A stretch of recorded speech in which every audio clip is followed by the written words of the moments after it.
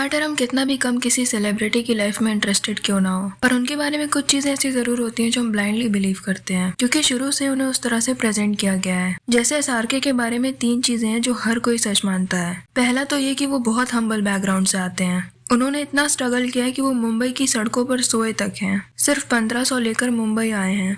दूसरी चीज है इज अ जेंटलमैन एंड वो काफी रिस्पेक्टफुल वे में ट्रीट करते हैं हर वुमेन को। एंड थर्ड एंड सबसे ज्यादा एडमायर की जाने वाली चीज है लॉयल्टी टुवर्ड्स हिज वाइफ। ये प्रियंका और उनके अफेयर की बातें शायद कुछ सालों से इतनी फैली हुई हैं, वरना अभी तक उन्हें उन कुछ सेलिब्रिटीज में से माना जाता था जो इतनी सक्सेस पाने के बाद भी अपनी वाइफ के साथ पूरी तरह से लॉयल हैं।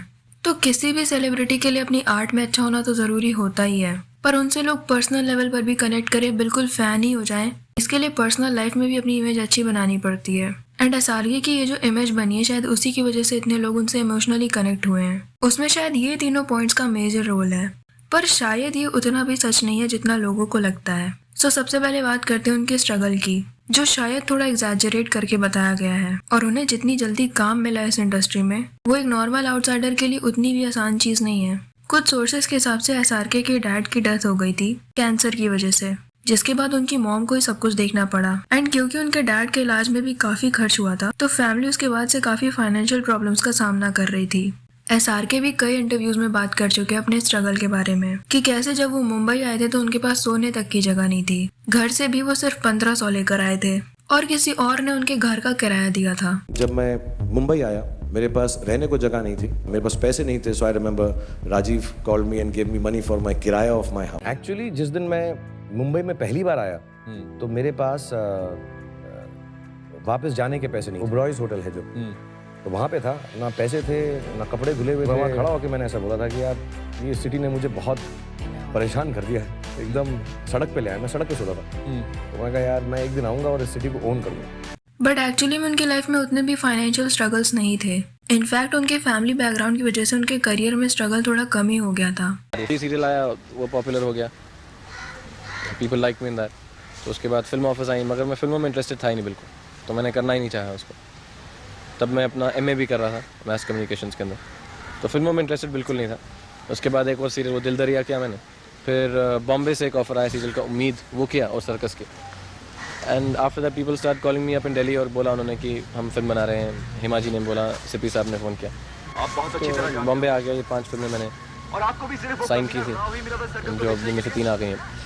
और it was an experiment 1 year that I will do. तो उनके डैड मीर ताज मोहम्मद खान एक वेल नोन फ्रीडम फाइटर थे जिनके काफी अच्छे पॉलिटिकल कनेक्शंस थे। मौलाना आजाद के साथ इनके काफी अच्छे कनेक्शन थे और ये लोग दिल्ली के एक पॉश एरिया राजेंद्र नगर में रहते थे। एक्टर दिलीप कुमार इनके नेबर हुआ करते थे जो इन लोगों के काफी अच्छे दोस्त भी थे। एसआरके ने अपनी स्कूलिंग सेंट कोलंबस स्कूल से की थी जो उस वक्त का बेस्ट स्कूल था, और फिर हंसराज कॉलेज जामिया से आगे की पढ़ाई की जो कि काफी बड़े कॉलेज हैं। क्योंकि एसआरके के डैड का पॉलिटिकल बैकग्राउंड था पाकिस्तान में, even his grandfather was well known engineer जो लंदन से पढ़कर आए थे। सो पार्टीशन के बाद जब ये लोग इंडिया आए तो इन्हें लैंड वगैरह प्रोवाइड किया गया था एंड इन लोगों ने उससे काफी सारे बिजनेसेस किए। सो कोई सुपर रिच फैमिली भले ना रही हो, बट एक एलिट एजुकेटेड फैमिली थी जिसे बहुत लोग जानते थे। एंड इतना भी जरूर था कि ये सेंट कोलंबस जैसे स्कूल की फीस अफोर्ड कर सकें जो उस वक्त काफी ज्यादा हुआ करती थी। अब इसको पीआर सोल्ड नैरेटिव कहा जाए या जो भी, एक गरीब घर का लड़का 1500 रुपए लेकर मुंबई आता है एंड स्ट्रगल करता है, बट एक्चुअली में मुंबई आने से पहले he was quite famous in Delhi because वो वहाँ पर थिएटर कर रहे थे। एंड उनके हिट टीवी शोज लाइक फौजी, सर्कस सब भी मुंबई आने से पहले ही हो चुके थे। एंड मुंबई आते ही विद इन अ ईयर उनको मूवी भी मिल गई एंड उनकी पहली मूवी रिलीज भी नहीं हुई थी कि उन्होंने और मूवी साइन ऑलरेडी कर ली थी। अब अगर हम ये टाइमलाइन देखें 1988 से 1990 के बीच उनके टीवी शोज आए थे फौजी एंड सर्कस, जिनकी शूटिंग दिल्ली में ही हुई। फिर 1991 में वो मुंबई शिफ्ट हो गए फॉर एक्टिंग एंड तुरंत ही उन्हें कई सारी मूवीज मिल गई। 1992 में उनकी पहली मूवी दीवाना रिलीज भी हो गई जिसमें वो सेकंड लीड कर रहे थे। एंड इस मूवी को ही करने से पहले वो कई मूवी साइन कर चुके थे। तो उनके डैड की डेथ 1981 में हो गई थी जब एसआरके की एज 15-16 साल रही होगी and he was still in school. उनके डैड के इलाज में और उसके बाद भी लोगों को काफी फाइनेंशियल प्रॉब्लम्स आई। उनके डैड के जो काफी सारे बिजनेसेस थे उन्हें बेचना पड़ा, पर प्रॉब्लम्स इतनी भी नहीं थी कि उन्हें अपना एजुकेशन छोड़ना पड़े या राजेंद्र नगर वाला अपना घर छोड़ना पड़े। जैसे कि उन्होंने खुद अपने इंटरव्यूज में बताया कि उनकी मॉम पढ़ाई को लेकर काफी सीरियस थी वो चाहती थी कुछ भी हो जाए पर उनके बच्चे पढ़ें जरूर, उनकी पढ़ाई कभी ना छूटे, बिकॉज वो भी एक स्ट्रॉन्ग बैकग्राउंड से आती थी। She was a magistrate. उस जमाने में तो ये और भी बड़ी बात रही होगी। और उनके भी पॉलिटिकल कनेक्शन थे। She was very close with Indira Gandhi. अब SRK ने भी अपने इंटरव्यूज में बोला है कि वो मुंबई 1500 लेकर आए थे, बट कुछ आर्टिकल्स के हिसाब से she gave him 10,000 rupees when he came to Mumbai, जो आज के हिसाब से लाखों रुपए होंगे। एंड एक्टिंग करियर तो दिल्ली में ही शुरू हो गया था। टीवी शोज हिट हो रहे थे and with in a year उनको मूवीज भी मिल गई। तो लगता तो नहीं है कि उन्हें उतना भी फाइनेंशियल स्ट्रगल करना पड़ा होगा। अच्छा, कुछ आर्टिकल्स के हिसाब से उनके डैड ने उन्हें मारुति कार गिफ्ट की थी एंड कुछ के हिसाब से मॉम ने, बट मॉम ने दी थी ये ज्यादा सच लगता है, क्योंकि डैड तो उनके स्कूल डेज के वक्त ही इस दुनिया से चले गए थे। अब कॉलेज में अपने बेटे को इतनी कॉस्टली कार देना मिडिल क्लास वाली चीज तो नहीं लगती। तो बाकी बॉलीवुड के लोगों जैसे शायद नहीं रहे हो, बट उतनी भी खराब पोजीशन में नहीं थे ये लोग। ऑल्सो उनके पास स्कूल टाइम पर भी एक स्कूटर था। सो मे बी ये नैरेटिव PR के द्वारा बनाया गया हो ताकि ज्यादातर लोग रिलेट कर पाएं, specially middle class and lower middle class. क्योंकि देखो, है तो वैसे ये लोग सिर्फ एक्टर ही, अपना काम किया और चले गए, पर ऐसी स्टोरी से तो हम इमोशनली कनेक्ट होते हैं इनसे, कि छोटे शहर से एक लड़का आया, इतना स्ट्रगल किया। ये इंस्पायरिंग स्टोरीज ही तो हमें पसंद आती है। दूसरी चीज SRK के बारे में जो फैल रही है वो है how he misbehave with actresses. इसको तो घर ही ले जाऊंगा। And enjoy the evening. Oh, Katrina, before you go, can I give you a goodbye kiss? I'll just come back. No, for that. please, just please, thank you. And you know what? I'll give it now. I think so good while sleeping है। मैं सोते हुए बहुत सुंदर लगता हूँ, नहीं कभी मेरे साथ सो तो तुम्हें मालूम पड़े। And he said this to Alia Bhatt। जब भी कोई एक्ट्रेस फिल्म साइन करती है तो सबके मन में ये होता है कि हाई शाहरुख के साथ रोमांस करने का मौका मिलेगा।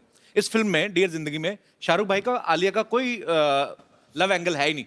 तो इसमें किसको ज्यादा बुरा लगा, आलिया आपको कि शाहरुख भाई आपको? मैं तो बच्ची समझ के गोद में लेके घूमता रहता था। उम्र की आड़ में मैंने सब कर लिया। बेबी कोई बात नहीं, आओ। अब पता नहीं इस बात का क्या मतलब है। एक शो में उन्होंने प्रीति जिंटा को ये कहा, You and me called Love is Blonde. Love is blonde. Love is Blonde. अच्छा। तो आप उस फिल्म की फर्स्ट शॉट और उसका जो लुक है, फर्स्ट लुक UTV प्रोड्यूस कर रही है, will you do that poster with me? Absolutely I will do it. Okay. और मैं ये जोक बोलना चाहता हूँ, अगर UTV प्रोड्यूस कर रही है और आप उसमें हैं तो ऑलरेडी आप प्रेग्नेंट हैं। I can do this. Sorry, I can do this for you. I can make no. you pregnant. Camera गिर गया उधर शॉक में से। एंड ये कम्प्लीटली आउट ऑफ कॉन्टेक्स्ट था। वो किसी मूवी वगैरह के बारे में बात कर रही थी कि अगर हम कभी साथ में काम करेंगे। And this Violet live with Lady Gaga. So यहाँ वो उन्हें बोलते हैं कि एक टाइम पर आपने बहुत स्ट्रगल किया था फाइनेंशियली, तो ये मेरी वॉच ले लो।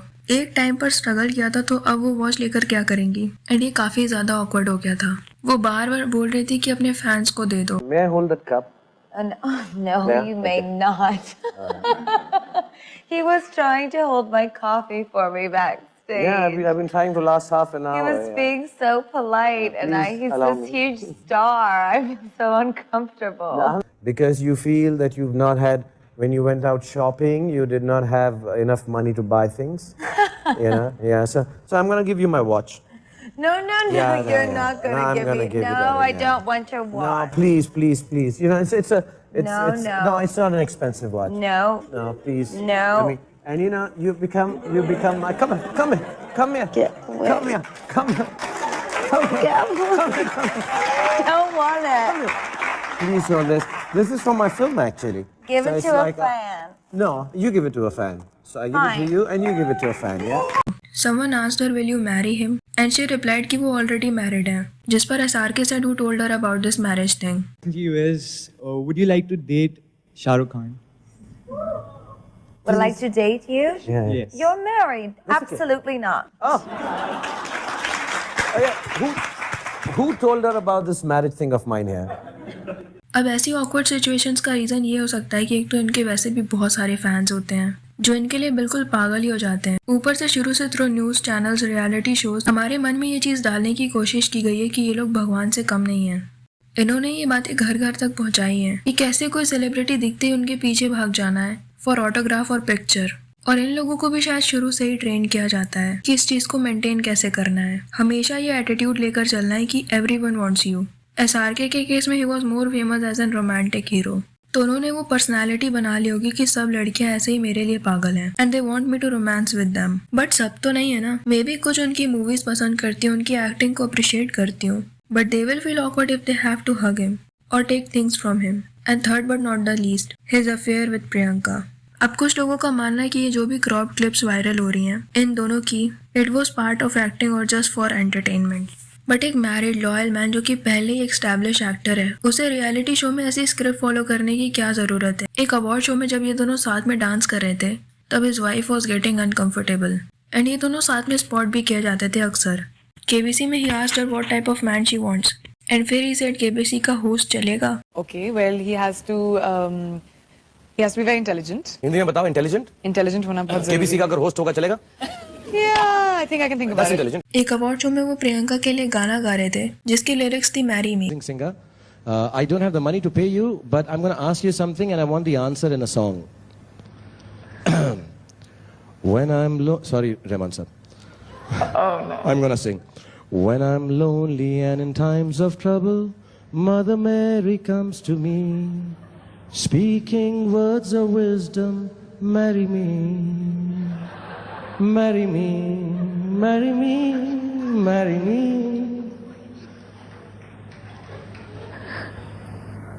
Now tell us what you're worth, sweetheart. इस सवाल का जवाब गाने में नहीं, वर्ड्स में भी नहीं होगा। So make a vulgar expression with your lip. तो ये दोनों ही बहुत फ्लर्ट किया करते थे एक साथ, जो ऑकवर्ड तो लगता ही था बट इंटेंशनल भी लगता था। पता नहीं क्या ही साबित करना चाह रहे थे ये लोग।